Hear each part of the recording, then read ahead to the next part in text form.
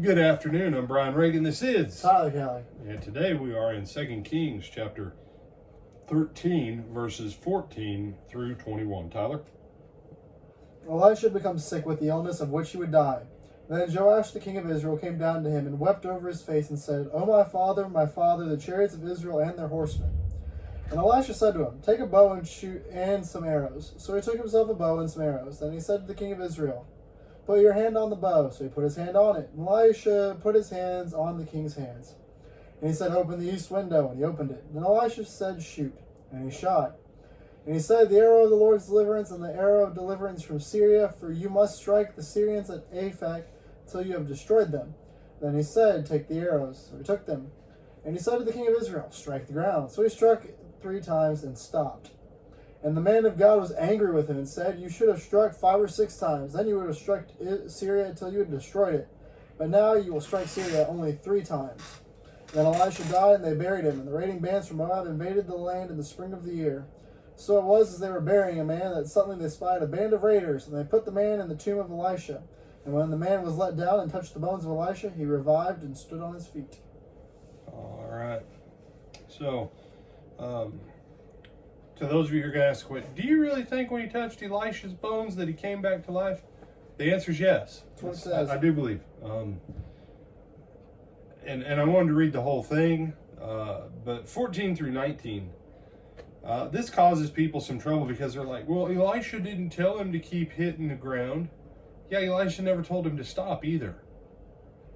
You see, take the arrow, draw the bow back, release it. All right. So Elisha has keyed him in. What's happening between you and I right now in this situation is I'm giving you a prophecy of God. And as this arrow shoots out, the Lord will shoot out for you and be the arrow of the victory of the Lord. Okay. Then he tells him, take the bundle of arrows and beat the ground. Okay.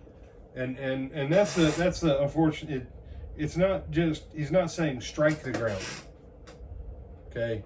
He said, well, it says strike in my Bible. Yeah, I know. This is what the problem is sometimes with some of these Bible translators. The guys who translate them, they've never been in a fight in their life. Strike the ground, yeah, it would make sense why he only struck it 3 times. Because by what people think strike the ground would mean, he should have only hit it once. But no, Elisha really said to him, if you really put it in our English like it sits right now, beat the ground with the arrows. That's why he hit it more than once, because it wasn't just strike it. Elisha says beat the ground. Well, what ground? The ground that the other arrow just landed in. This is the arrow of the Lord's victory. And he should have made the connection. He should have kept beating the ground down until Elisha said, all right, that's good, man. 98 times you beat the ground down. You know, it'll be the year 2997, Anno Domini, before anybody will ever rise up against Israel and Judah. You know, you say, he couldn't have said that. He doesn't speak Latin. He could have. He's a prophet. But there's a principle here. And that is, when you have a word from God of something that contains a potential blessing, why would you only use it once? Use it and use it and use it and use it and use it. He quit too soon and he limited his own blessing with a word from God.